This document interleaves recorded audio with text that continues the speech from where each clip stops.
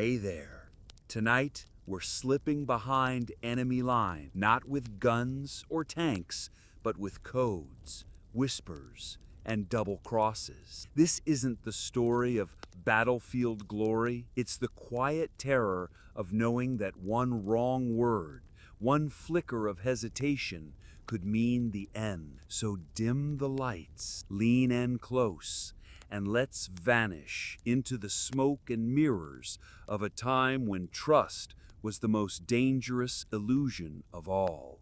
They gave you a new name in Berlin, a forgettable one, too plain to arouse suspicion, too common to remember. Your real name, your life, had been left behind in a gray office back in Langley, sealed in a folder you'd never see again. You weren't born in Baltimore anymore. Your mother didn't teach Sunday school. Your father wasn't a coal miner. In the Soviet bloc, you were someone else now. A businessman, a linguist, a Canadian. And you were here to listen. Not to what people said, but to what they didn't. The year was 1962, and Berlin was split, not just by a wall, but by silence. In the cafes of the West, laughter clinked against glasses. But cross Checkpoint Charlie, and the world grew quiet. Even the bricks felt like they were listening. You rented a room in an apartment that smelled of boiled cabbage and mildew. Your neighbor, Frau Moser, was always watching from behind her lace curtains. Not because she suspected you, she watched everyone. The Stasi had made voyeurs of them all. Your job was simple. Meet a contact once a week, on Thursdays, at the Alexander Plaza tram station. Exchange a briefcase. Do not look them in the eye. Do not speak unless they do. Count to 10 before you walk away. What was in the case? You never knew. Sometimes reels of film, sometimes documents. Once, a single cassette tape, wrapped in brown paper and sealed with wax. You were a courier, but that wasn't the real job. The real job was becoming invisible. You practiced your smile in the mirror. You lowered your voice by an octave. You studied the rhythm of Berlin traffic so your walks wouldn't seem erratic. You memorized your cover story until it was truth. But the lies still crept in when you were alone. Like the name you dreamed under, your real one, or the way your hand still trembled after a drop, even though no one had followed you. You weren't James Bond, you were a ghost. One who drank weak coffee with trembling fingers in silent diners. One who kept a suicide pill hidden in the heel of his shoe just in case. The first time you heard someone say it aloud, CIA, it was from a stranger in a bookstore. He smiled like an old friend. "You don't belong here," he said in perfect English. You didn't answer. You left the book on the shelf and walked into the street without your coat. That night you burned everything in your apartment. Notes, receipts, even your socks. Then you waited 3 days to see if anyone would come. No one did. That was the worst part. Not being hunted, but being forgotten. Because in this world, the second you became a liability, your own country would cut the cord too, and you'd disappear, like so many others had. And in Berlin, no one asked where you'd gone.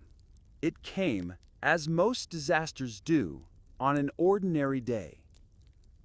A Tuesday, cold, damp. The kind of gray that blurred the horizon and made buildings look like ghosts of themselves. You'd spent the morning pacing the train platforms, memorizing faces. You always did that. It was a ritual, just in case someone started showing up more than once. There was nothing unusual about that day. Until the whisper. You were walking past a bakery in East Berlin, your collar turned up, your hands shoved deep into your coat pockets. That's when you heard it, just behind you, quiet, like a breeze but shaped like words. They know. You froze. The voice belonged to no one. You turned. The street was empty. An old man shuffled across the avenue, tugging a cart. A woman pushed a stroller in the distance. Nothing. No face. No signal. But the damage was done. Your stomach clenched like you'd swallowed broken glass. You didn't run. Running was the fastest way to get caught. You walked, measured, slow, until you reached the alley behind the butcher shop. You waited. 1 minute, then 2, then 5. The wind carried the smell of coal smoke and sausage grease. Still no sign. Maybe it was nothing. Maybe it was everything. That night, you didn't go home. You moved to a secondary safe house. Not the one assigned by Langley. Your safe house. One they didn't know about.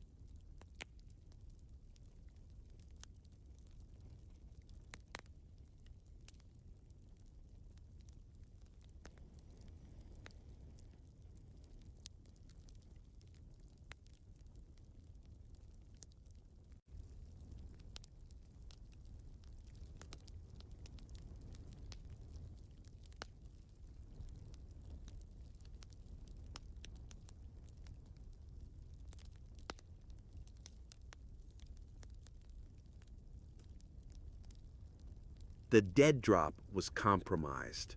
You knew it the second you saw the envelope. Wrong paper, too clean. The tape was wrong too. Perfect, smooth, factory cut. No agent in East Berlin had access to anything that pristine. It screamed of a plant. Still, you took it. You had to. Pretending not to notice was part of the game. You waited 6 blocks before opening it, behind a shuttered kiosk on Köpenicker Inside, a single sheet of paper, typed. No code, no cipher, just a name. Yours. And below it, a sentence that chilled you more than any bullet might have. We have everything. Leave or we turn the file over. It wasn't signed. It didn't have to be. The Stasi didn't need to bark. A whisper from them was enough to make cities tremble. You folded the note slowly, slid it into your coat, and walked straight into the next checkpoint as if nothing had changed. Eyes forward, posture calm, no extra steps. You didn't twitch when the border guard took your papers and scanned your face. You didn't flinch when he let the silence stretch a little too long. Only when he waved you through did you breathe again. The file. Your file. It was real. You had heard rumors, stories passed around the embassy over cheap coffee and long silences, that the Stasi kept thick folders on every operative, photographs, notes, even thoughts. They didn't just record your movements, they recorded your doubts. And if yours had surfaced, if they had it, that meant someone talked, someone close. Not your handler, he was too new. Maybe Becker, the tech contact in Dresden. He always blinked too much. Or Muller, the linguist. You'd seen him once coming out of a bar he said he never visited. Too neat, too careful. You didn't know, and you didn't have time to find out. Back at the loft, you pulled the latch on your footlocker and retrieved the map you'd buried there months ago, your escape plan. It led through Czechoslovakia, risky, full of new checkpoints and green recruits looking to make a name for themselves. But it was the only way. West Berlin was too hot now. Every face might be a trap, every wall a mirror. That night, as you packed, you heard a noise, a click. Faint. You froze, your fingers wrapped around your backup passport. Then again, click, click. It was coming from the fire grate. You crouched, listened. Another click. You pulled open the iron door and peered in. Inside was a brass matchbox, one you hadn't left. You pulled it out slowly.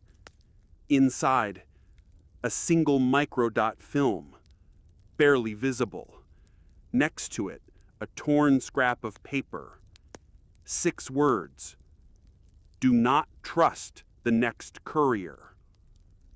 No signature, no code name. But the handwriting, you knew it. It was Foxglove. He was alive. You sat back hard on the floor, heart hammering against your ribs. If he'd resurfaced, if he'd survived, then maybe your file wasn't as complete as they claimed. Or maybe he was bait. Maybe this was the beginning of the end. One last test, one final deception. In the Cold War, survival didn't go to the strongest. It went to the quietest, the dullest, the most invisible. And for the first time in years, you weren't sure you could vanish again. You left Berlin at dusk, not through the usual route, and not with your usual calm. The alleys you knew by heart, the corners that once felt safe, all of them felt like they were watching now. You could feel the city's breath, cold and wet, on the back of your neck. No suitcase, no note. just the microdot sewn into the hem of your coat and foxglove's warning burning in your pocket. Your hands didn't stop shaking until you crossed into Czechoslovakia under the cover of a freight train. Coal dust in your mouth, metal groaning beneath your spine, and the silence. Awful, total silence except for the low creak of steel wheels crawling over rail. For 15 hours, you didn't speak, didn't move, didn't even cough. You were not a man anymore. You were cargo. It was safer that way. Your contact in Brno didn't show. You waited for hours at the bakery. Old, faded paint, a shuttered window with a single string of garlic hanging in defiance. A signal you were told to trust. But the door never opened. Not that day, not the next. So, you did something you'd been taught never to do. You improvised. You found a clerk, young, maybe too young, who had the look of someone who hated their government just enough. You bought bread, asked about tobacco, whispered just once, "Has the gardener come yet?" Her eyes widened, but she didn't flinch. She nodded toward the alley. And you were back in the current again. The new safe house was a disused chapel on the edge of town. Cold stone, wax-stained walls, and a roof patched with canvas. You could hear the wind tearing through the rafters like whispers. You slept between pews, gun under your coat, one ear always open. It was there, after 3 days, that the courier arrived. She looked wrong. Too clean, boots polished, gloves pressed. Her coat was standard issue, but the hem was an inch too short. You noticed the detail as soon as she stepped inside. "You're early," you said. Her smile was perfect. Plans changed. No agent ever said that. She held out a package wrapped in oilskin. "Langley says it's urgent." You didn't reach for it. Instead, you said the trigger phrase. "How's the weather in Prague?" Her eyes didn't blink. She answered, "Rainy." Wrong. The correct answer was clear, but colder than usual. You took one step back. She noticed. Her smile didn't falter, but her fingers twitched. And you ran. Not for the door, for the confessional. Behind the booth, you'd already stashed your fallback route. Another map, a stolen key, a thin knife, and a cyanide capsule tucked inside a bottle of aspirin. You didn't need the knife.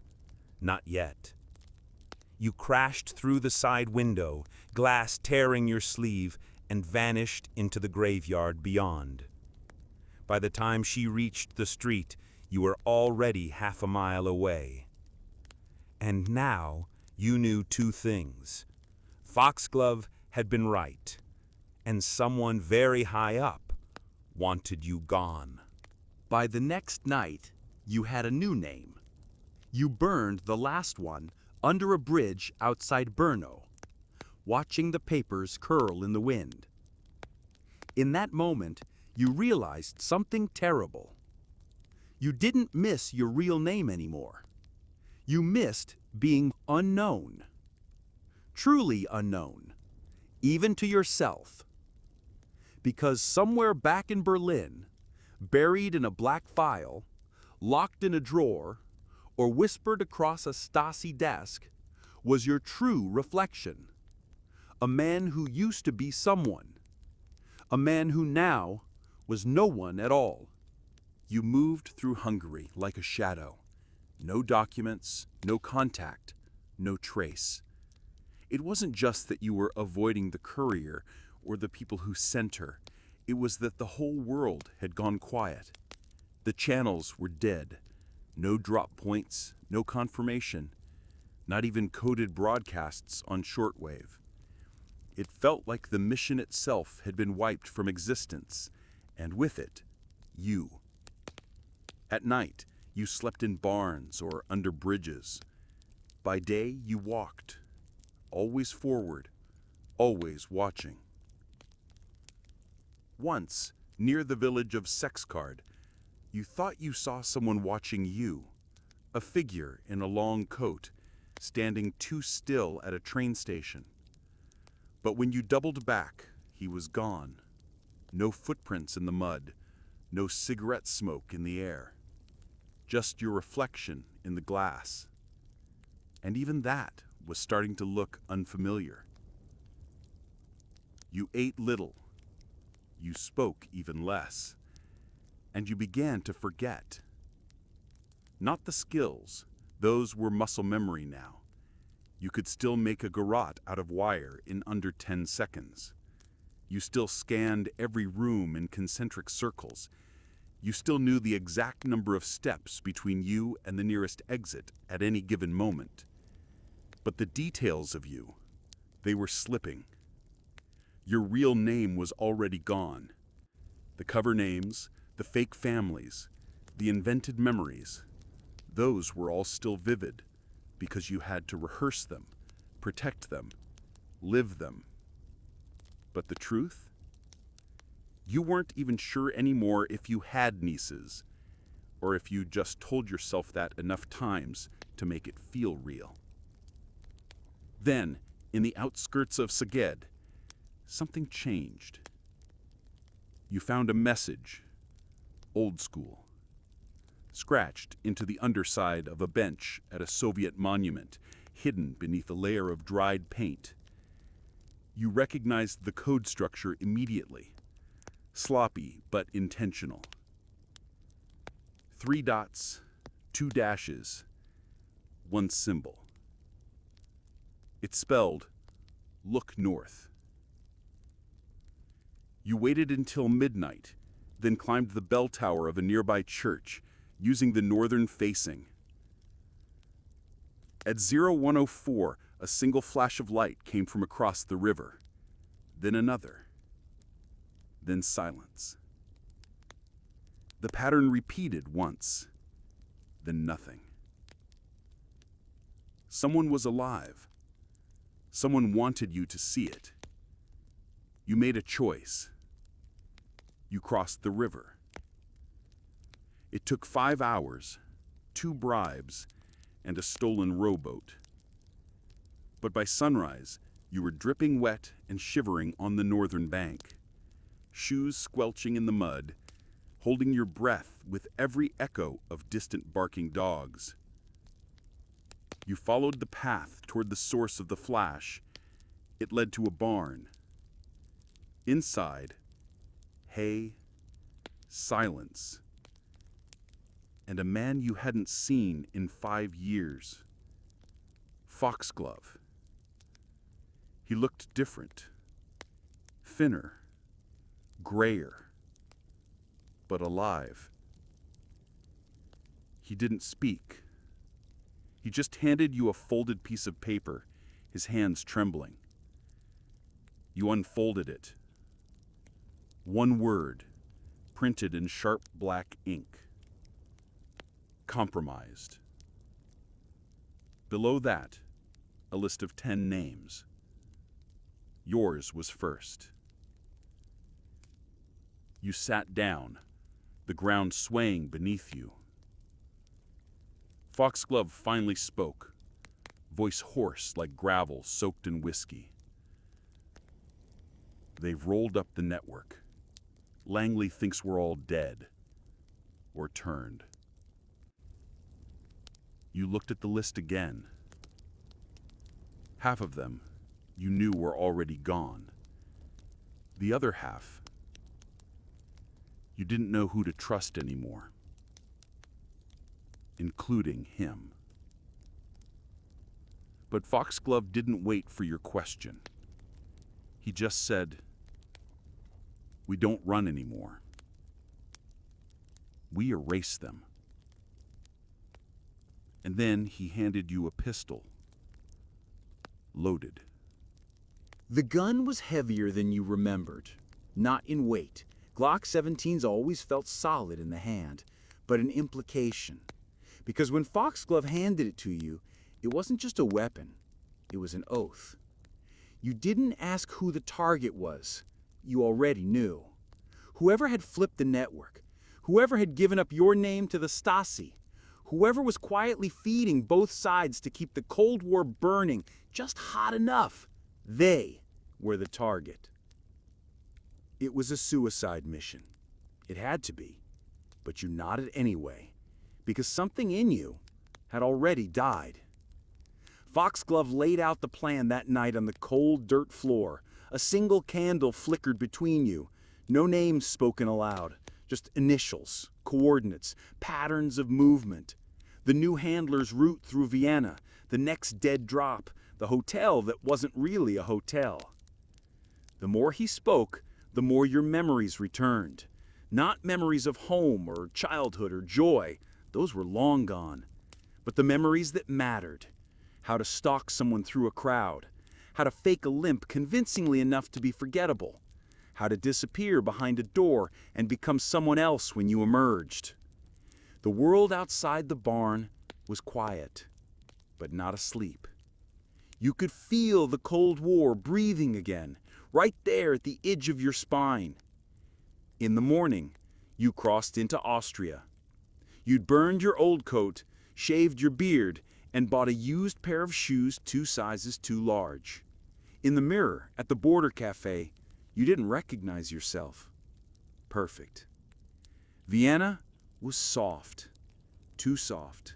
People laughed here, drank wine in open squares, kissed in public. You hated it, because behind every smiling face, you saw danger.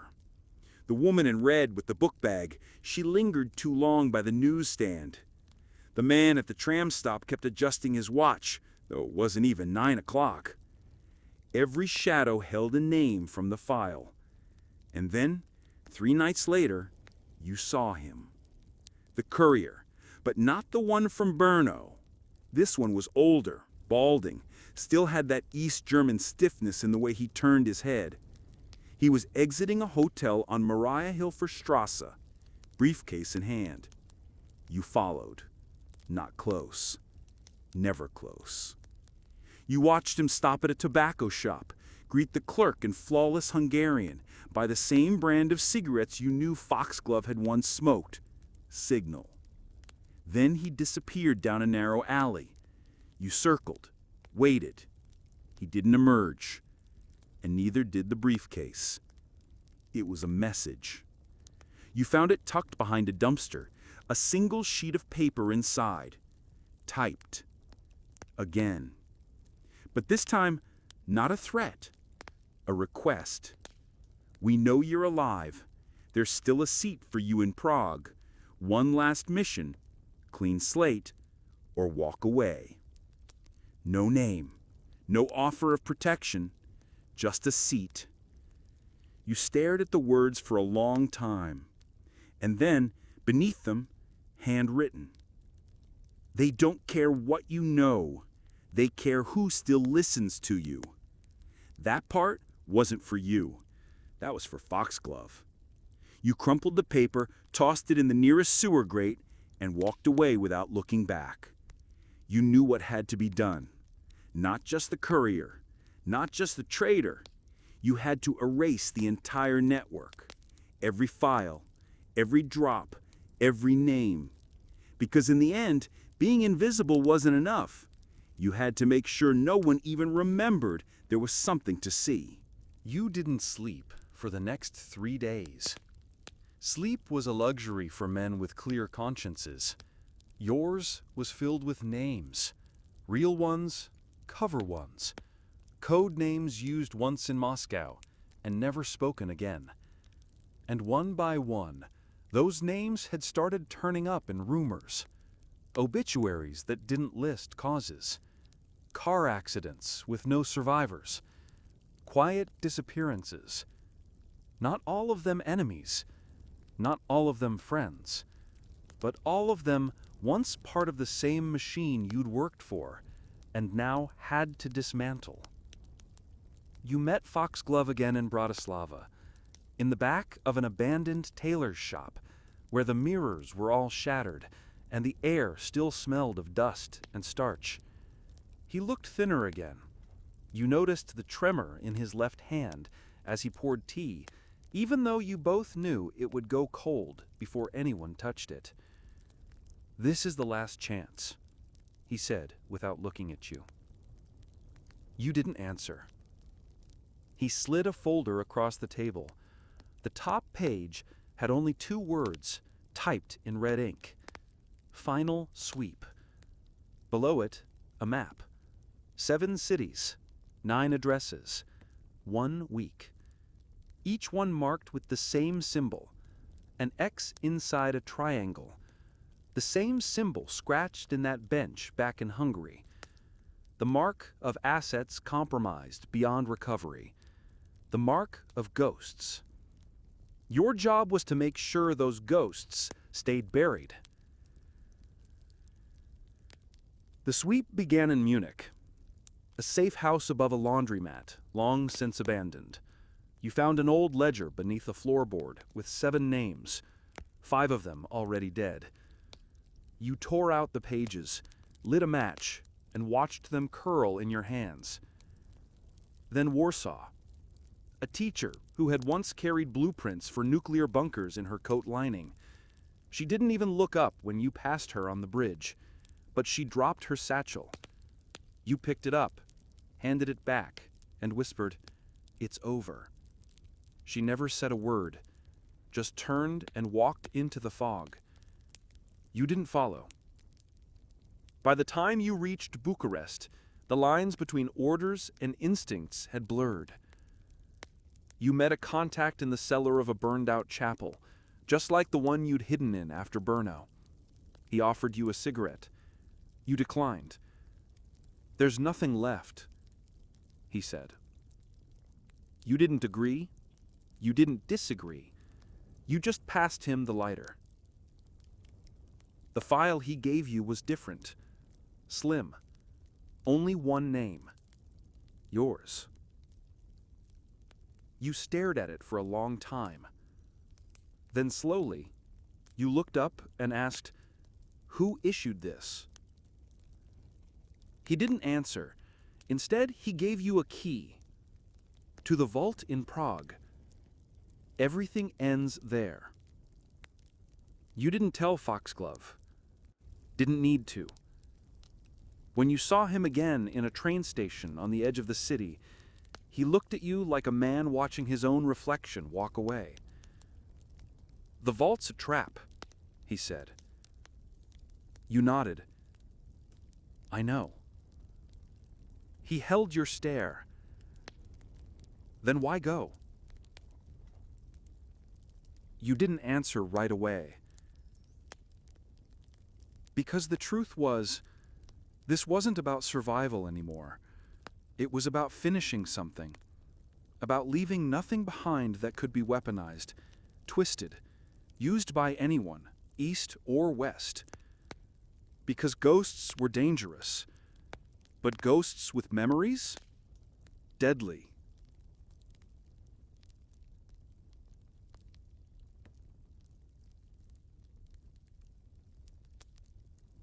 That night, you entered Prague for the last time. Not as a spy. Not as a man with a mission. But as a ghost. You carried no weapon. No map. Just a key. And the knowledge that this city, its streets, its voices, its shadows, was where your story had begun, and where it would end. You arrived at the address just after midnight. Number 48 Verschowitza Street. An old music school, long since abandoned, windows shattered, vines clawing at the bricks like the city wanted to swallow the building whole. No lights. No sounds, just the echo of your own footsteps as you stepped inside. Dust coated everything. Sheet music yellowed and curled on the floor. A chalkboard still bore the faint ghost of a treble clef. No cameras, no guards, just one locked door at the end of the hallway, basement level, behind a rusted iron gate. The key fit. It turned with a click that echoed like thunder. The room beyond was colder than the street, and darker. But your eyes adjusted quickly. You'd been trained for this kind of dark, the kind where secrets lived and memories died. The vault wasn't what you expected. No metal, no biometric scanners, just shelves, row after row of them, stretching into the gloom, each lined with folders, reels of film, rolls of microfiche, and hundreds of tape recordings labeled with a combination of Cyrillic and code. You ran your fingers along the spines of history, operations you remembered, missions you didn't, and faces, so many faces. You pulled a file at random. Inside, a black and white photo of a young woman, eyes wide with defiance, her mouth just beginning to speak when the shutter had clicked. Beneath it, her real name, her cover name, her last known location. She'd vanished in 1968. You closed the folder and kept moving. Near the center of the room was a table. On it, a reel-to-reel machine still plugged into the wall. Someone had been here, recently. The tape on the machine was labeled in red ink, Echoes. You pressed play. The room filled with voices. Yours, Foxglove's, dozens of others. Conversations spliced together, out of order like a fever dream. Your own words distorted, twisted, rearranged into meanings you never gave them. They had tapes on everyone. They could build you from your fragments. They could turn your life into a lie. You tore the tape from the machine, pulled the reels apart, crushed them beneath your boot. It wasn't enough. You began pulling shelves down, ripping files open, tearing photos, smashing cassette cases, scattering microfilm like ashes. You worked in silence for what felt like hours.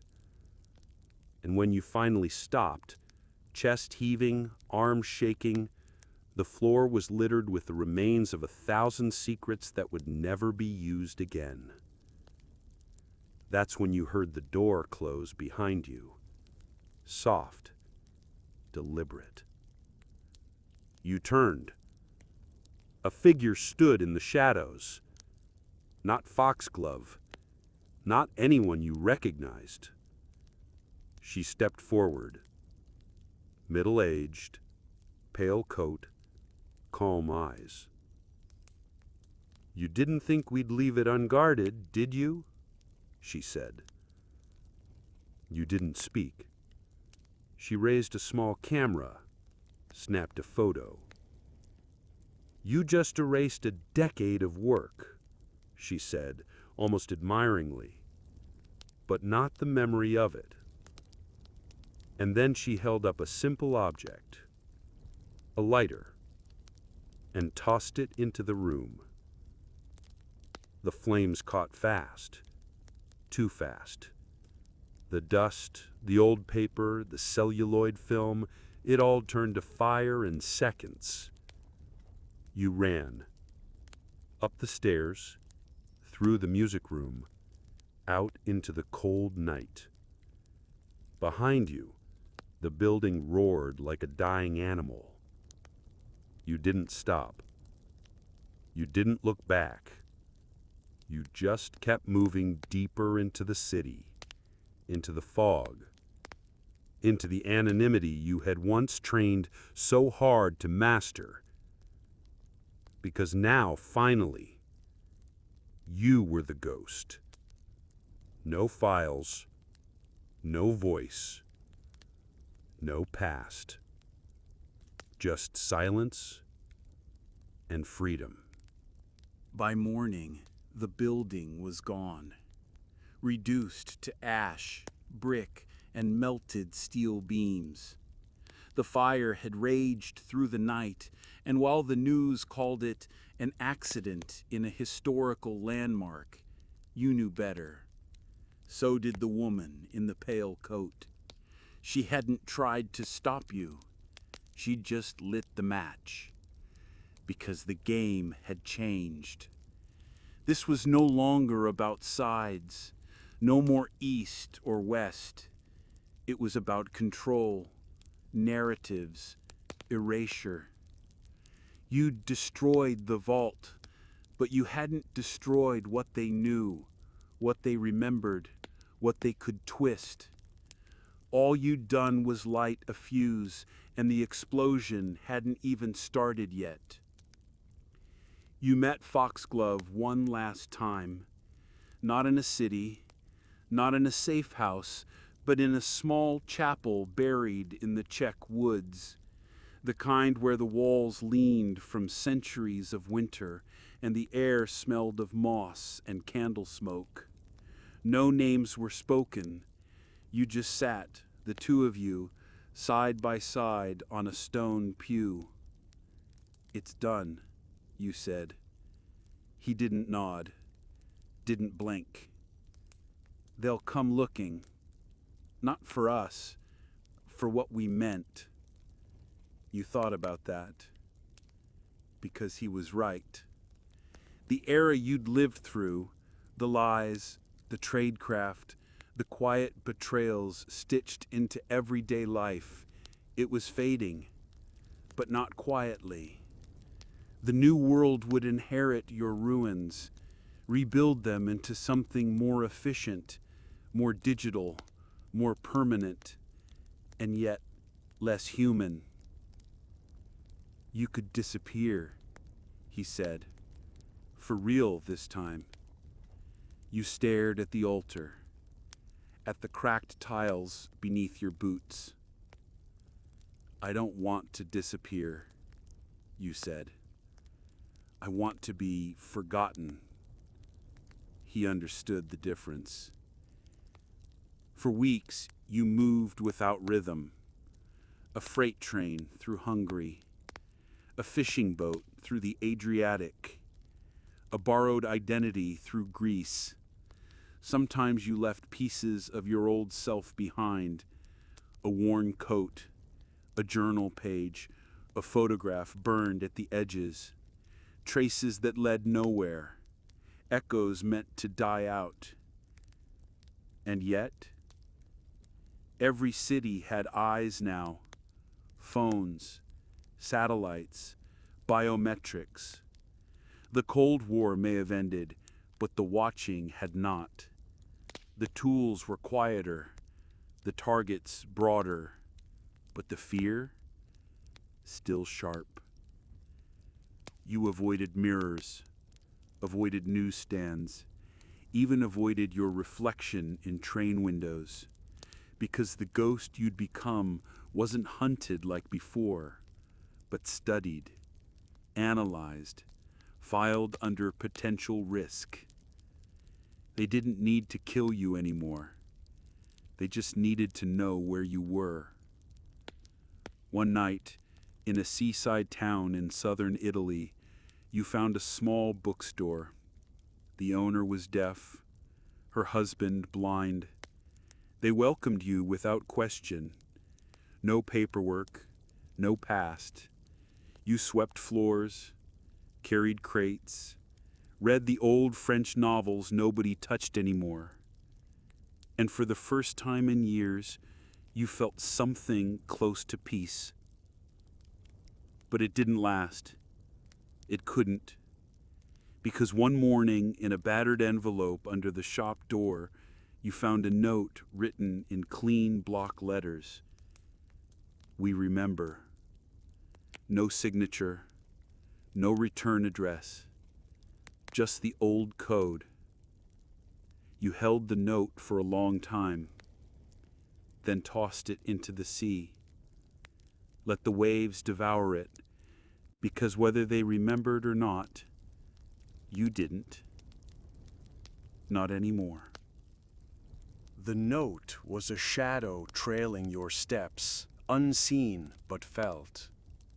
Days passed in the little town, each one slipping through your fingers like sand, but the quiet was a lie. Every stranger's glance held a question, every whispered conversation a code. You knew better than to trust the calm. At night, the sea air turned colder, sharp as a blade. You moved through streets like a ghost, blending with tourists and locals alike. Foxglove's warning echoed. They weren't after you to kill, but to trace, to unearth. One wrong move, one careless word, and the past would explode back into your life. The bookstore offered a refuge, but even its dusty shelves couldn't shield you from the relentless gaze of history. You began to erase more, your habits, your routes, even the way you spoke. You studied faces, learned their patterns. You changed your hair, your clothes, your posture, small betrayals against a world that never forgot. You made peace with being a shadow among shadows, but peace was fleeting. One evening, a figure appeared in the doorway, a man in a trench coat, eyes sharp, voice low. "You can't hide here," he said. You didn't flinch. "I'm not hiding." He smiled, a ghost of an old spy's grin. "You're surviving." And maybe that was enough. Because in the ruins of the Cold War, survival wasn't about victory. It was about endurance. In a world that never stopped watching, sometimes the greatest act of rebellion was simply to keep breathing. And you would breathe until the silence became your ally, until the echoes faded, until you became truly forgotten. The nights grew longer, the shadows deeper, but you kept moving. Each town a new stage, each face a potential threat or ally. Trust was a currency too costly to spend. Your phone was nothing more than a lifeless brick, your digital footprints wiped clean, your past scattered across continents like ashes in the wind. Yet, despite every precaution, the feeling lingered, of unseen eyes, of footsteps matching your own. Then, in a cramped cafe in Berlin, beneath the hum of faded jazz, a crackling radio broadcast caught your attention. An old voice, crisp, deliberate, cut through the static. A message coded in the familiar cadence of espionage. A final transmission. It spoke of truths buried, lies unraveling, and a world on the brink of forgetting itself. You recognized the signature, Foxglove, a ghost calling from the past. The message was brief, almost a whisper. They watch, but they do not see. Remember. Disappear. You folded the paper carefully, slipping it into your pocket. The broadcast ended, but the weight of those words settled deep. You were more than a survivor. You were a keeper of stories, silent, unseen, but never erased. And as dawn broke over the city, you knew the game was not over. It had only changed. But you were ready. to fade, to vanish, to become a legend whispered only in shadows. Days turned into weeks. You drifted through cities like a shadow cast by a forgotten sun, slipping through crowds, always just beyond reach. The modern world, with its gleaming glass towers and humming satellites, had replaced the old battlegrounds of spy versus spy. Now the war was fought in data streams, in silent algorithms, and in the cold calculus of information. You learned to live in the spaces between signals, the pauses in code where no one thought to look. Your every move was a careful dance of erasure, disappearing from cameras, scrubbing metadata, fading into static. But no matter how far you ran, how many identities you shed, the past had a way of clawing back. Encrypted messages started arriving, bursts of code sent through forgotten channels, meant for your eyes alone. A name, a date, a place.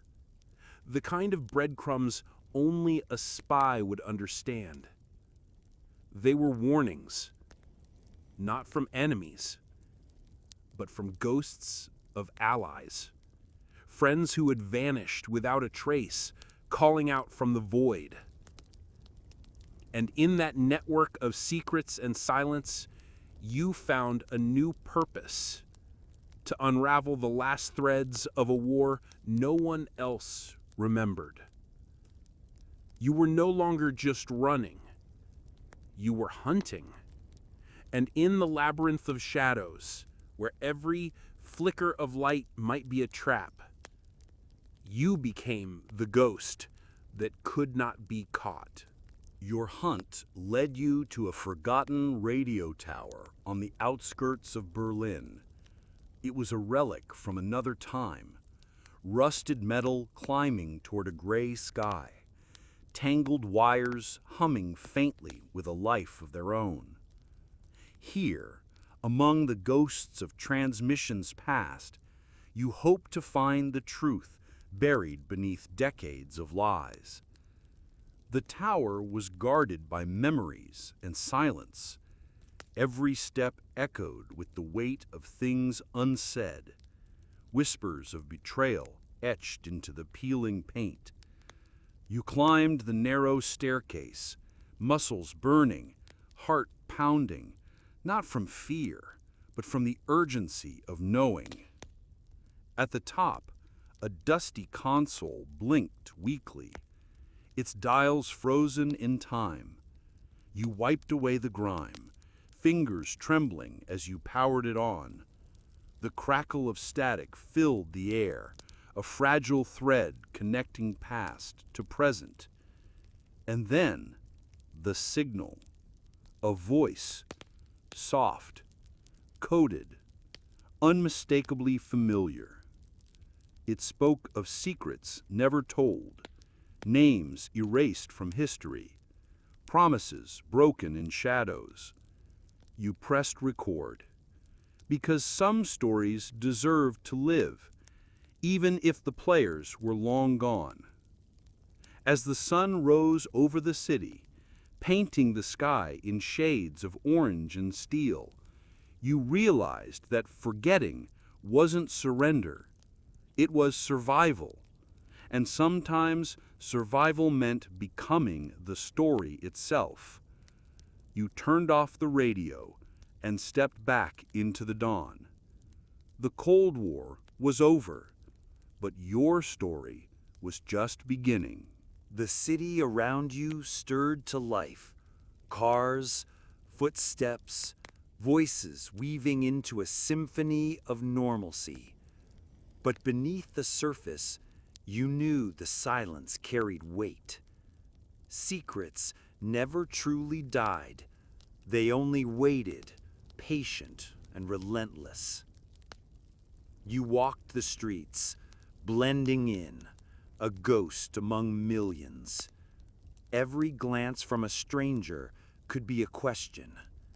every quiet cafe a potential trap.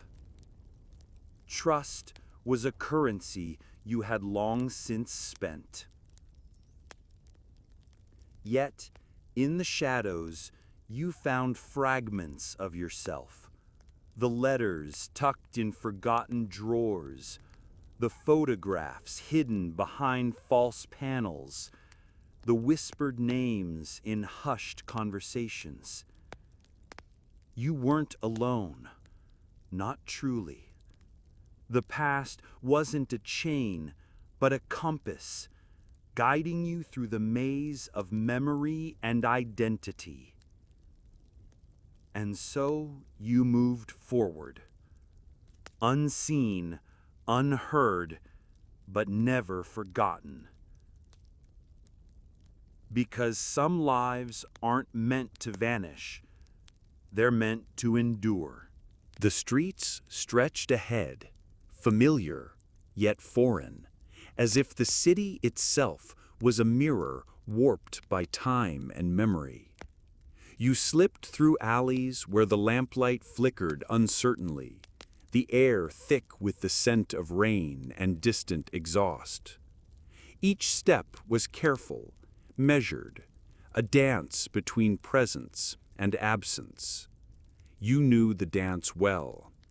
Decades of shadows had taught you to move without leaving footprints, to speak without words, and to listen to the silence between voices. But silence was no longer a refuge. It was a reminder that every secret carried a price, every truth a risk.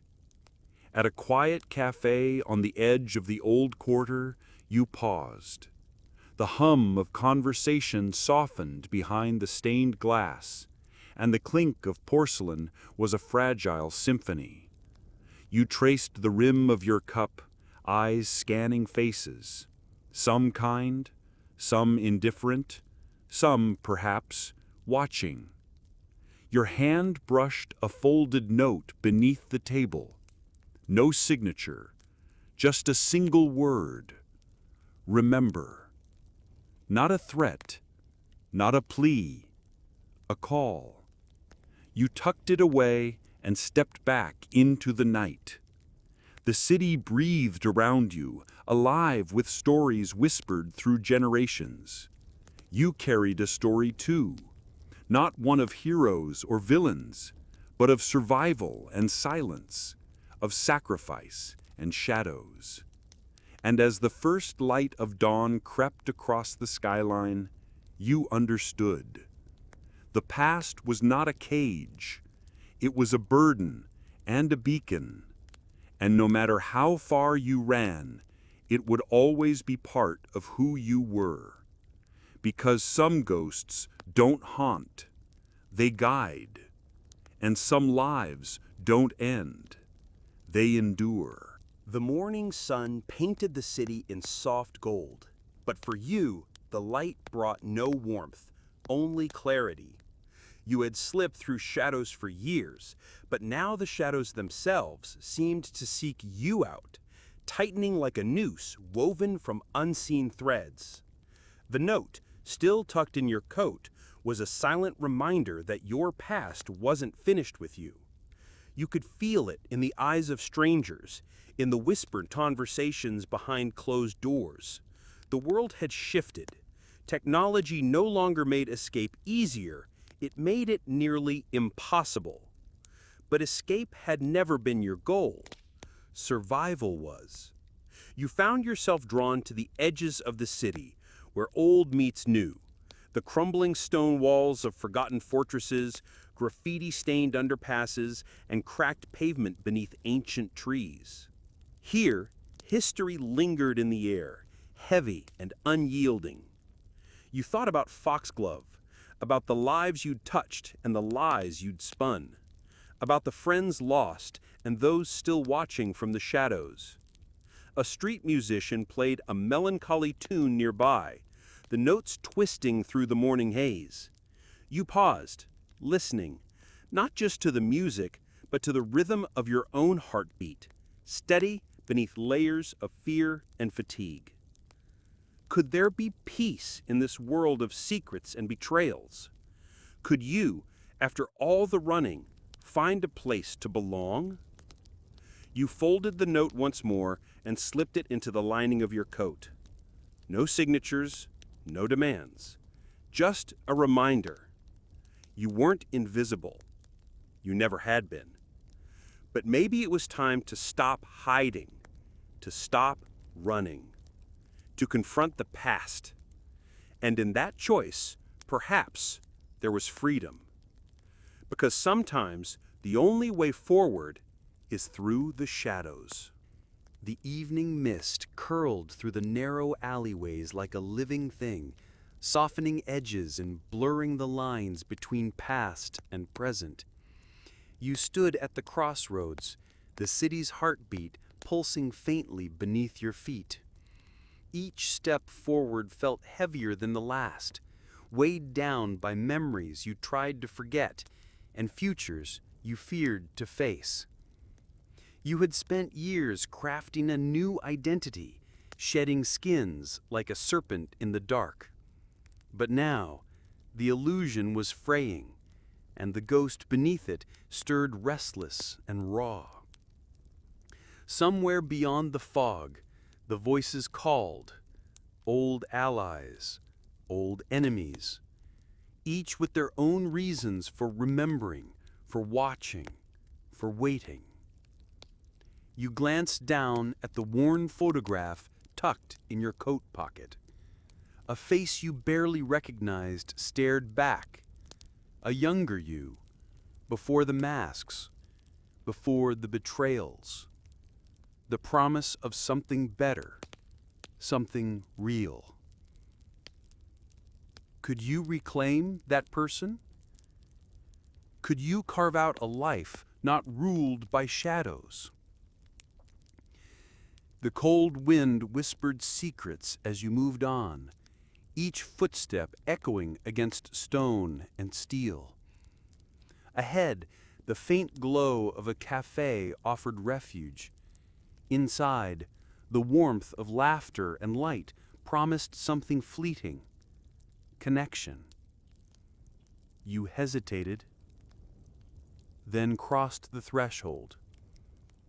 Inside, you were just another stranger seeking shelter from the storm.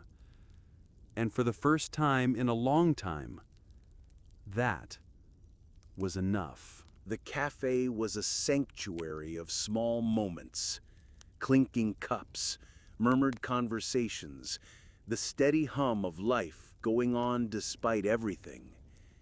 You took a seat by the window, watching the mist swallow the street lamps outside, and for a moment, the weight pressing on your chest eased. A barista with kind eyes brought you a steaming cup. No questions, no recognition. You drank slowly, savoring the warmth that seeped from the cup into your hands, a small anchor in a sea of uncertainty. Here, anonymity was a gift, a breath, a pause. You thought of Foxglove's words. You could disappear, for real this time. But disappearance meant more than vanishing from sight. It meant surrendering the fight, letting the past win. Could you live like that?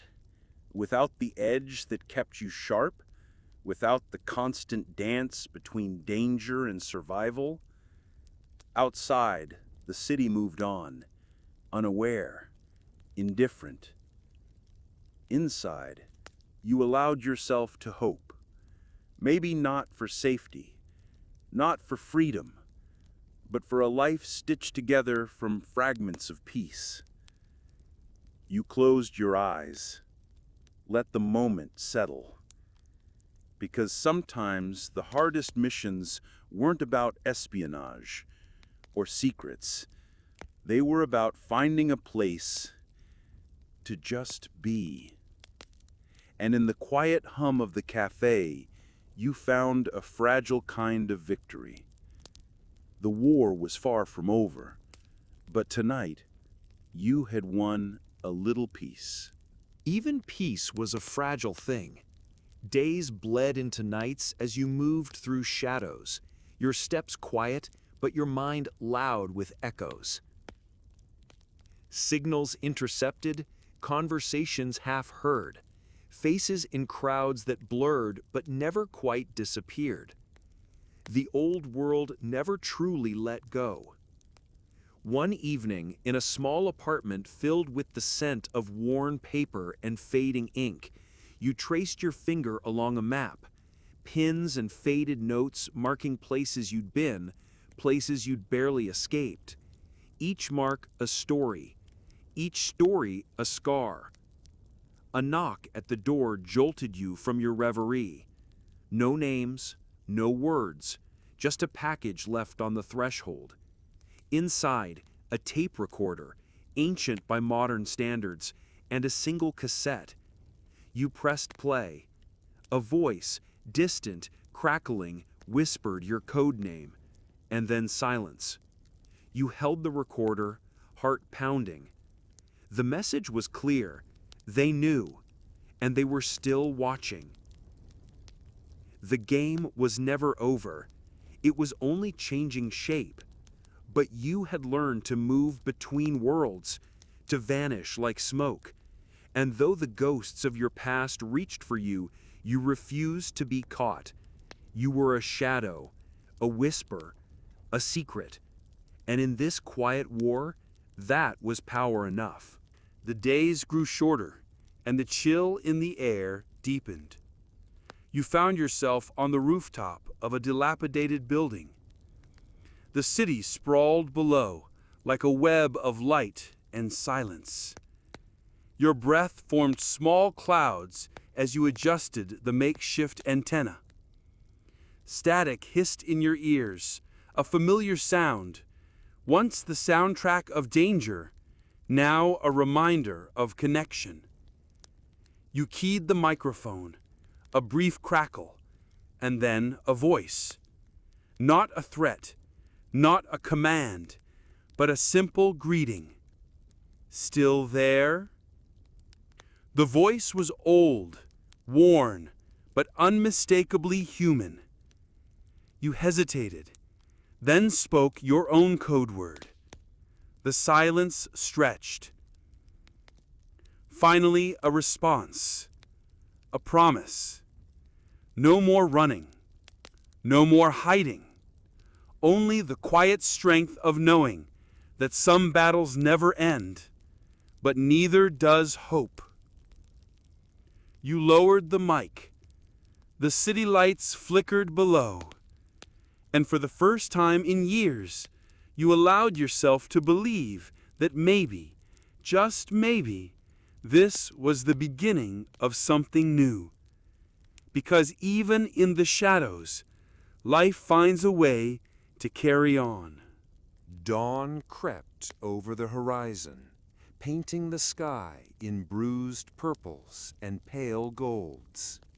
You sat on the edge of the rooftop, legs dangling over the side, heart still pounding from the contact made the night before. That single fragile thread pulled you back from the edge of erasure. The city awoke beneath you, indifferent and relentless. Cars rumbled, vendors shouted, and life pressed forward, oblivious to the invisible wars fought in whispers and shadows. Your phone buzzed in your pocket, an unfamiliar number. You debated answering. Paranoia clashed with curiosity. You pressed accept. A voice, cautious yet familiar.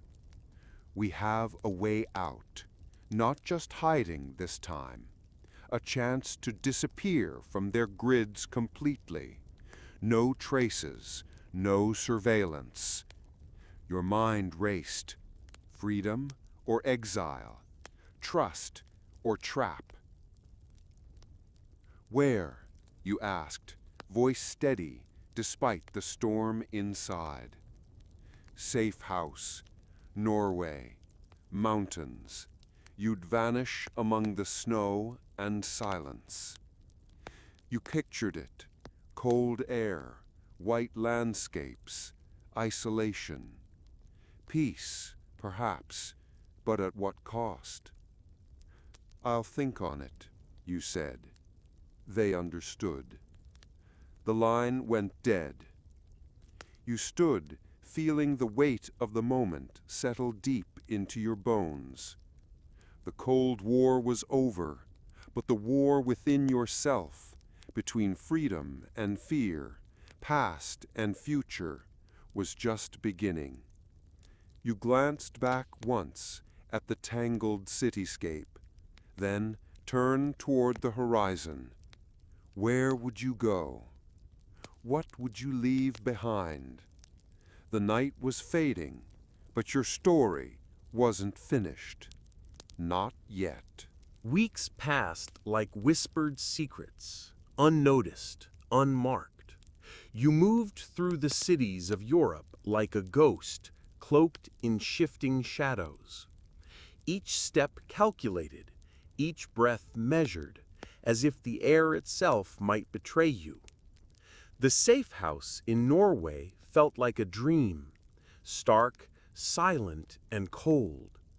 The mountains loomed like ancient sentinels, indifferent to human worries. Here, you could vanish beneath endless snow and untouched forests, swallowed by the vastness of silence. But peace came with a price.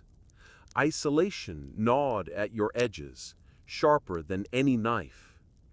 The past, like an echo, found its way in through crackling radio waves, faint news reports, and the slow drip of forgotten memories. You spent long nights by the window, watching northern lights ripple across the sky, beautiful, untouchable, and fleeting.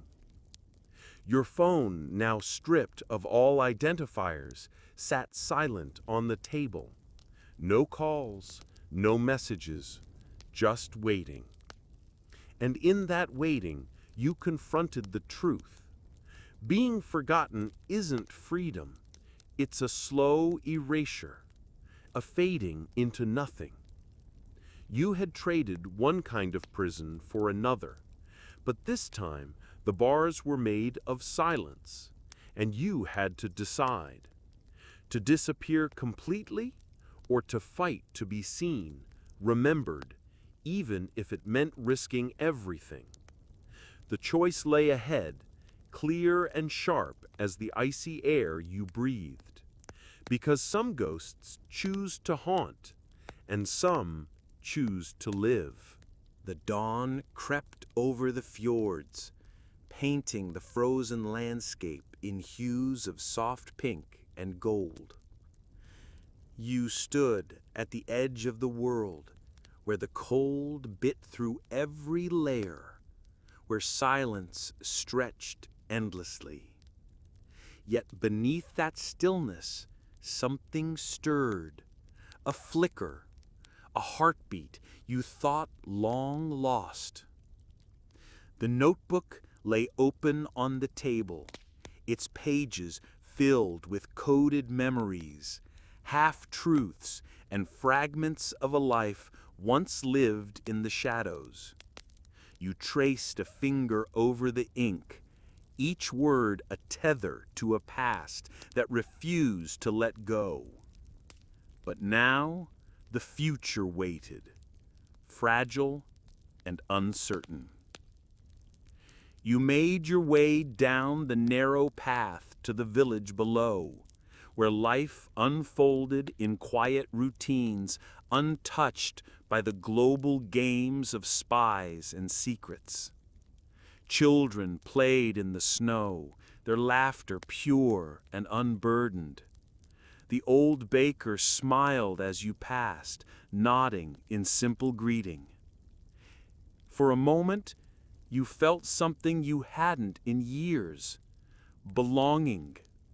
Not to a cause, not to a mission, but to a moment, to a breath, to yourself. You sent a letter, unsigned, untraceable, to the few you still trusted. A message not of retreat, but of rebirth. A promise that the story wasn't over. Because even in the coldest winter, light finds a way. And so do you. The shadows will always chase, but you have learned to walk between them. Strong, silent, alive. And for the first time in a long time, that is enough. The weeks that followed felt unreal, as if the world had slowed to a careful crawl, giving you space to breathe for the first time in ages. The sun, pale and hesitant, traced long lines across the cracked walls of the small cottage where you'd settled. Inside, a simple stove sputtered to life, filling the room with the faint scent of pine and smoke. Outside, the village carried on, unaware of the battles waged far away, the codes cracked, and the lives lost in secret. Here, the war was distant, a whisper on the wind. Children chased stray cats, women carried baskets of herbs, and men mended nets by the harbor. You watched them. You listened. You learned what it meant to be invisible, not because you were hunted, but because you chose to be part of something ordinary. Each evening you wrote, not coded messages or surveillance reports, but letters to no one in particular. Snippets of memory, reflections on the past, and hopes for what might come. Pages filled with words you dared to say aloud for the first time. Fear, regret, forgiveness. Sometimes the past knocked quietly at the door, shadows in the corner of your vision, a familiar phrase whispered by the wind, but you no longer feared it. You had survived the darkness. You had become your own light. The cold never truly left, but neither did the warmth you carried inside. You were no longer just a spy. You were a witness, a survivor, and finally, you were free. Freedom was not a place, but a moment, a fragile, fleeting breath between what was and what could be. You stood at the edge of that moment, staring down roads that stretched out like endless possibilities, none marked by certainty or safety. The sea whispered to you from one side, its restless tides promising escape and reinvention. The city's distant hum came from the other, alive with opportunity, but shadowed by the risks you knew too well. You weighed your options with the weary patience of someone who had learned that every choice carried a cost. Memories flickered, faces lost, friends betrayed, missions undone. Yet beneath the sorrow, a quiet resolve burned, to live not as a ghost bound to shadows, but as someone who could choose her own path. A letter slipped from your coat pocket, folded thin, edges worn. No sender, no return. Just a simple line scrawled inside. Not all who wander are lost. You smiled, a small, rare thing, because maybe this time you truly weren't. Stepping forward, you let the road carry you away from the past, not because you had forgotten, but because you had learned to carry it lightly. Behind you, the world kept turning. Ahead, everything was possible. You chose the city, not because it was safer, but because it was louder. Anonymous. perfect for someone like you, someone who needed to vanish in plain sight. You rented a room above a bakery in Marseille, 3rd floor, creaky floorboards. A window that overlooked a street too narrow for cars, but wide enough for secrets. You paid in cash, gave no name. The baker called you La Fille Tranquille, the quiet girl. It suited you. You worked odd hours, cleaned tables, folded linen, listened more than you spoke. You kept your hands steady, your eyes low, your smile polite but unmemorable. If someone were to describe you, they would say, "She was nice." And that was all. But the work wasn't the hiding. The hiding happened every time you passed a mirror and didn't flinch. Every time you watched a man in a black coat enter the cafe and didn't reach for your knife. Every time you heard a Russian accent and didn't run. You were teaching yourself to live again. Until one morning, during the breakfast rush, a woman sat at the corner table. She didn't belong. Not just because of her suit, pressed too sharp, dark as carbon, but because she didn't look at the menu, didn't order, just waited. Waited for you. When your hands brushed hers setting down the water glass, she slipped a matchbook into your palm. Plain. No writing, no logo. Just an address scribbled inside. You didn't look at her again. Didn't ask. Didn't hesitate. You finished your shift, told the baker you had errands, and walked. The address led you to the outskirts, near the old port. A warehouse long condemned. Rust on the locks, ivy choking the fence. You climbed it anyway. Slipped through a gap. Your heart beat like it remembered who you used to be. Inside, a man sat at a folding table with a single file folder in front of him. He didn't look up. Just tapped the folder once, then said, "We could use you again." The air stilled, not from fear, not even from surprise, but from knowing, because part of you had waited for this moment, not to say yes, but to finally say no.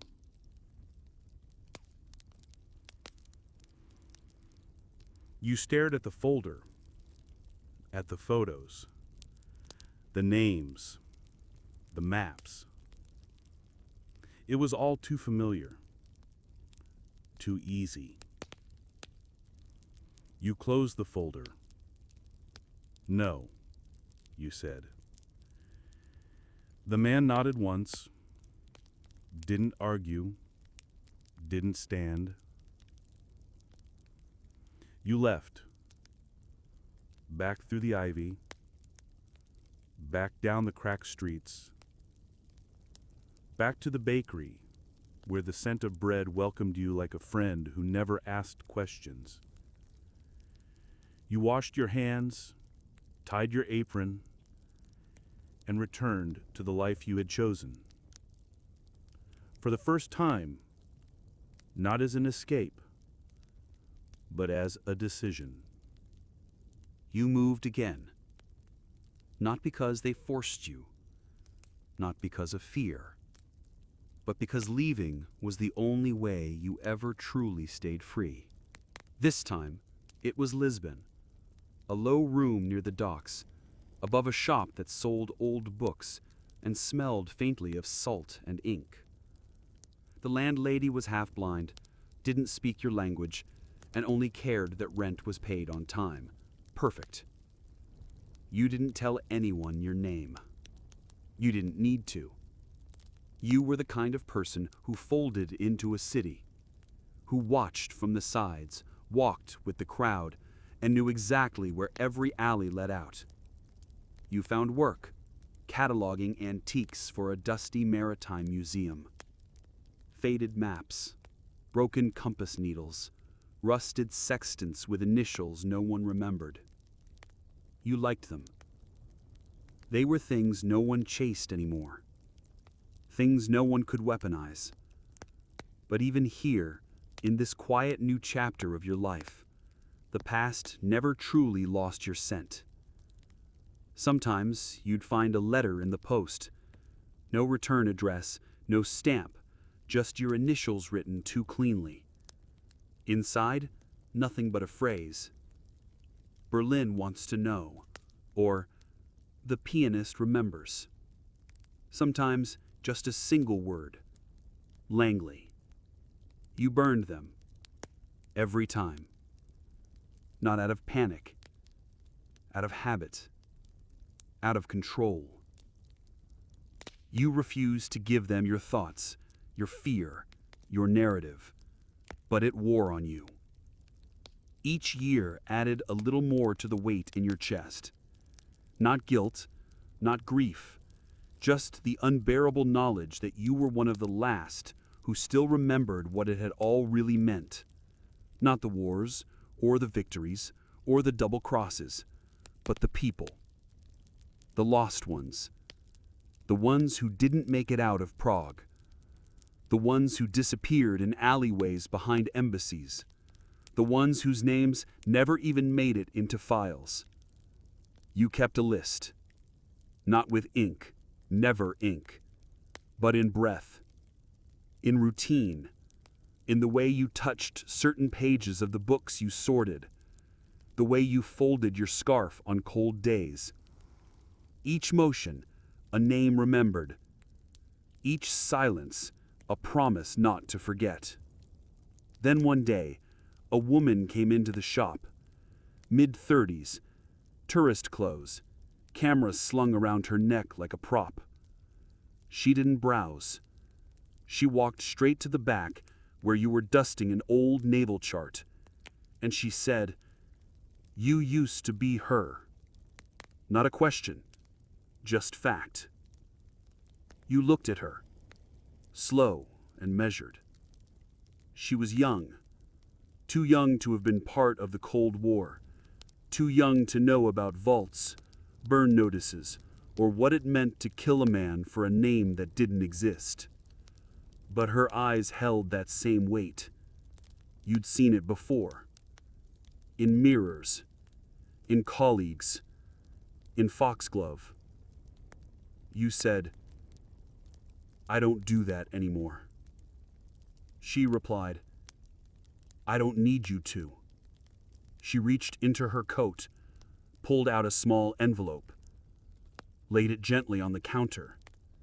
Then she left.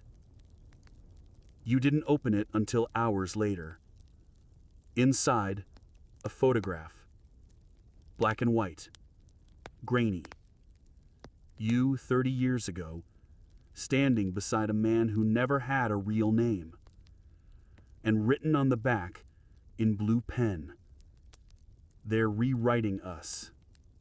You didn't move for a long time. Just stared at the photo, at the lines of your face you no longer wore, at the history someone else now claimed. They wouldn't stop. Not with time, not with treaties, not with peace. Because this war wasn't fought with guns anymore. It was fought with memory, with forgetting. And you. The paper was thick, yellowed by time and smoke.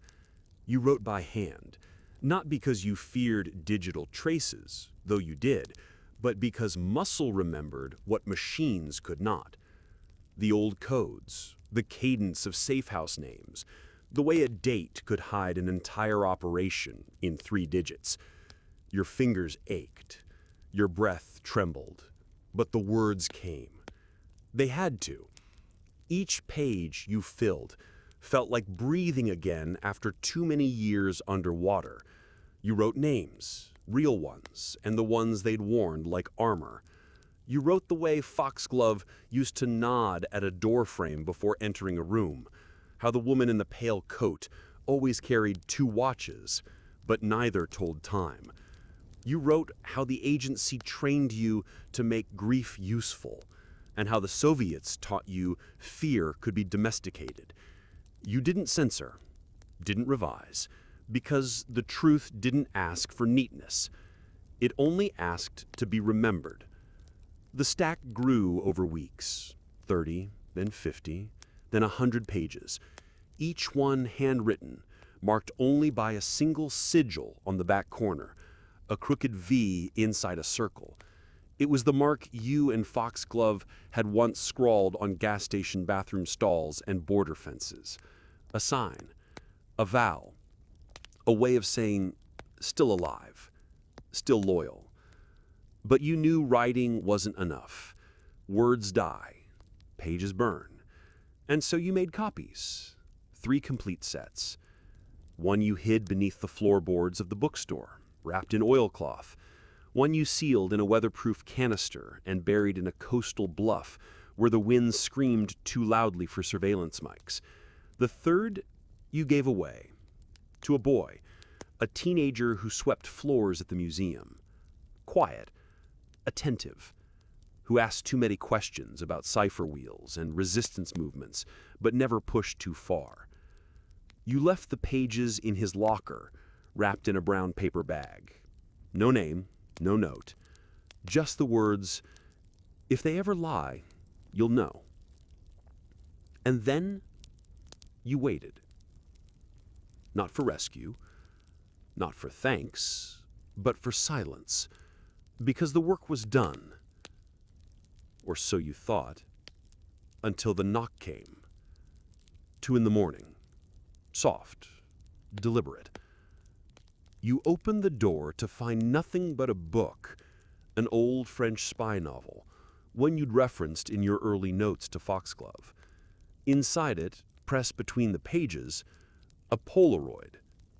Your face, taken from across a plaza, blurry but unmistakable, and a message scrolled in red pen beneath it. Your name is back in play. The next morning, you opened the register at the bookstore and found the till empty. Not robbed, replaced. A microcassette. You hadn't seen one in decades. You played it in an old recorder the blind husband still kept from his days as a dock worker. At first, just static. Then a voice. Yours. Reading your own words. The ones you thought only ink had ever seen. You froze. Because that meant only one thing.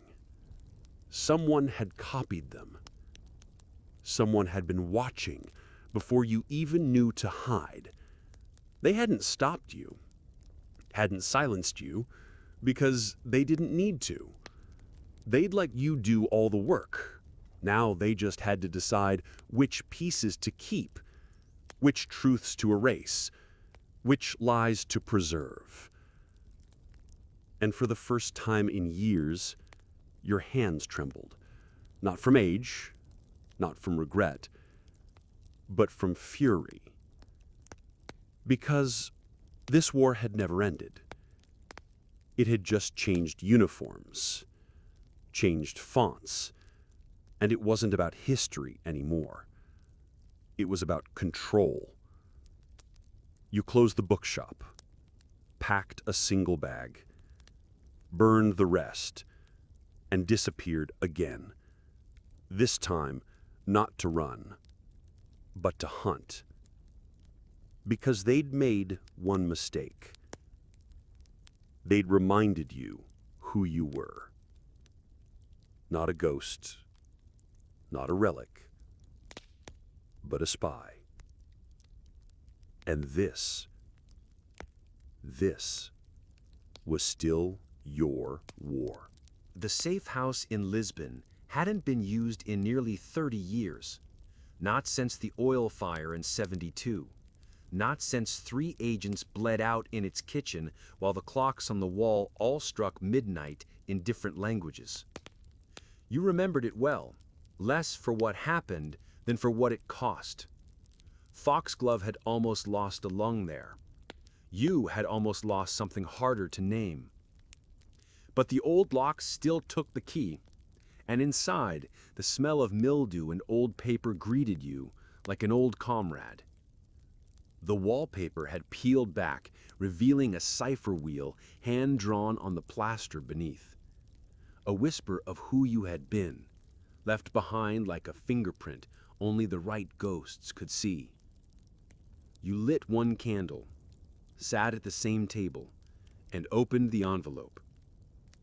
It had waited for you in a drop point near Marseille, tucked into the hollow of a crumbling brick wall behind a chapel where no one prayed anymore. No address, no seal, just your old code name, Nightingale. Inside, a single page. No ink, just impressions like someone had written and erased it. But you knew the trick. You dusted the sheet with soot from the candle, tilted it in the amber light. A name appeared. Arcturus. The word meant nothing to most, but not to you. Not to those who remembered the Prague protocols. Not to the few still alive who'd worked beneath the copper roofs of that building with no windows. Arcturus had been a failsafe, a last resort activation word. It meant someone was resurrecting a project that should never breathe again.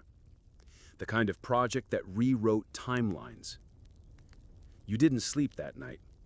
Instead, you found the old maps, traced the line from Berlin to Riga to Tallinn, where the cables ran under the earth like veins beneath skin, where data once lived in magnetic tape, fragile and potent. You remembered the way a file could destroy a city, a face, a life. And you realized something chilling. You weren't the last. You were the first, the one they were testing, measuring, seeing how far you'd go, how much you'd remember before they moved on to the others. Because the Cold War hadn't thawed. It had fermented, gone deeper, quieter, and now it was leaking. You stepped out into the night. The Lisbon air was warmer than it should have been, the street lamps humming like old secrets. A man watched you from across the alley, not closely, not with hunger or fear, just familiarity. You stared back. He nodded once as if to say, "We remember." You walked away. Fast. The next morning, a black van rolled past the safe house. It didn't stop, but you knew the rhythm of surveillance. They weren't ready to act. Not yet. They wanted you to move, to lead them somewhere. You wouldn't. Instead, you left them one final message. A dead drop in Granada filled with old cassette recordings of coded lullabies, family photos that never existed, and coordinates that pointed to a house long underwater. It was a bluff, a test, and they took it. You saw the extraction sweep 2 days later in the news. Gas leak in a suburb of Spain, 4 dead, no survivors, no witnesses. They were looking for ghosts. You gave them ghosts. But now the silence grew louder, because you could feel it. Someone else had been activated, and you would have to find them before the others did, because the dead letter hadn't just spoken. It had screamed, and only you had listened. The apartment in Sarajevo was clean in the way only abandoned things can be, untouched, sterile, airless. You entered through the window, not the door. No one had lived here in years, but someone had prepared it for you anyway. There were canned peaches on the shelf, a mattress still in plastic, and a radio already tuned to the right frequency. 6.874 megahertz. That number had once meant retreat. Now it meant listen. You turned the dial up, just enough to hear the static fold. Beneath it came a rhythm, 3 short bursts, 1 long, and a voice. Yours. Reading a passage from Anna Karenina in Russian, like you had in that training cell beneath Minsk when your mouth was broken and language was the only thing they hadn't stolen yet. You didn't remember recording it. You turned off the radio. They had your voice. That wasn't new. But they were using it, actively, as signal, as bait. Someone was sending your voice through the ether, pulling at the threads of agents long presumed dead, or worse, dormant. You moved to the window. The city sprawled below, lights smeared in the drizzle. Across the street, a billboard flickered, an ad for some startup with too many vowels and not enough meaning. But tucked in the corner, scrawled in red over the old bricks, "Tell the wolf she's late." The phrase didn't chill you, it paralyzed you. Because you hadn't heard it in 20 years, not since Kiev, not since the hotel room with the red phone and the woman with the glass eye who swore she could see the future if she stared at your pulse long enough. It was a phrase used only once, when an agent had gone too far underground and needed pulling back, whether they wanted it or not. You were the wolf, and you were late. Late to stop whatever Arcturus was. Late to silence whatever memory they'd mined from your past. Late to stop the new generation of spies being born out of the corpse of the old. You left the apartment an hour later. Nothing taken, nothing left, except for one fingerprint on the windowsill for someone else to find. You headed south, toward the mountains, toward the listening station they never demolished. It wasn't on any map, but you remembered the way. Through the limestone pass, beneath the ruined viaduct, then left at the chapel missing its steeple. The journey took 2 days. You slept in a shepherd's shed, ate tinned fish, drank from a stream that tasted like coins. When you arrived, the dish was still there. Not functional, but massive. A concrete ear tilted to the sky, cracked and overgrown, but not forgotten. You climbed it slowly, boots scraping against cold stone, until you reached the center. There, tied with red twine, a folder, sealed, old Soviet cardstock, brittle with age. On the front, your code name, but not Nightingale. Not the one they gave you, the one you chose, the one no one else knew. You opened it, and inside was a photograph, not of you, of the child, the one from the file that never existed, the one they made you believe was fabricated. But she was real. Older now, 16 maybe, in a school uniform, staring at the camera with your same eyes. Below it, just one line. Don't let them use her like they used you. The wind rose around you, cold, hungry. You folded the photo, slid it into your coat, and for the first time in years, you let yourself feel something dangerously close to rage. Because the Cold War hadn't ended. It had just gone quiet. And you? You were done being quiet. The wolf had returned. They caught you in Warsaw.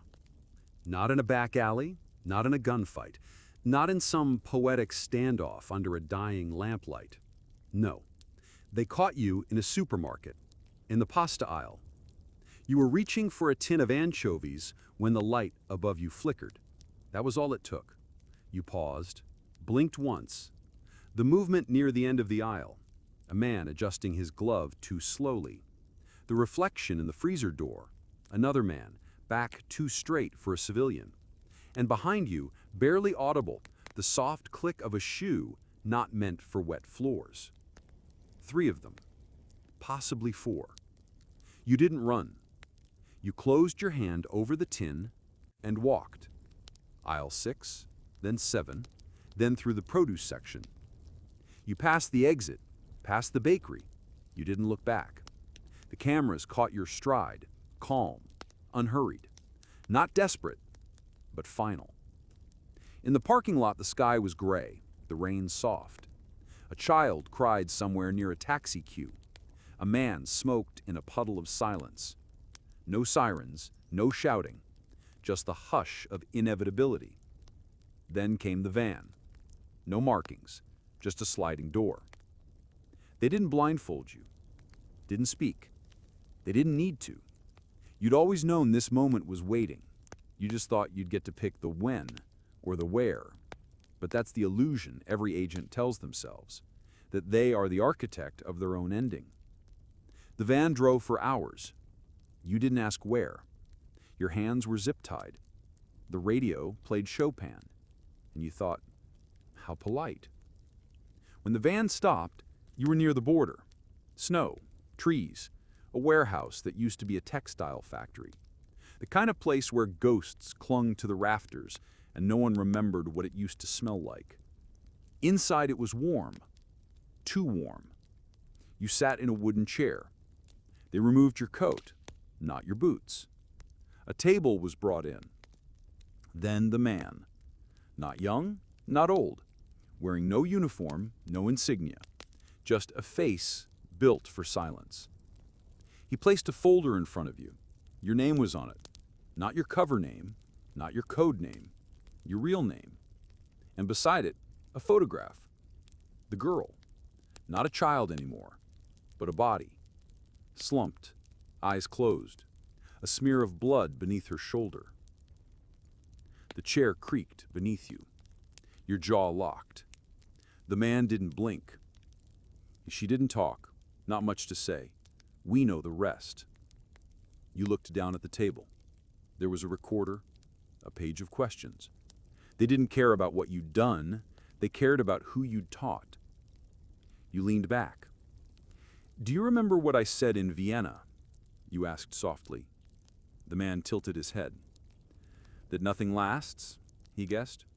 You shook your head. That it's not about the lie, it's about how well you tell it. He sighed, then nodded. The door opened again. Someone entered. Gloves, a needle. You didn't flinch. They injected your arm, fast, precise, and the heat hit first. Then the dark. And in that dark, you remembered the old poem your handler once whispered after a failed drop in Budapest. There is no monument for the forgotten, only silence, only dust. But sometimes, the dust remembers you back. Your eyes closed, and you were gone. No funeral, no file, no official record. Just a burned set of prints, a number erased from a ledger, and a story no one would ever tell truthfully. The Cold War had ended 1,000 ways, but for you, it ended here, with no glory, no last mission, just the truth, that being a spy meant dying alone, and no one ever knowing why.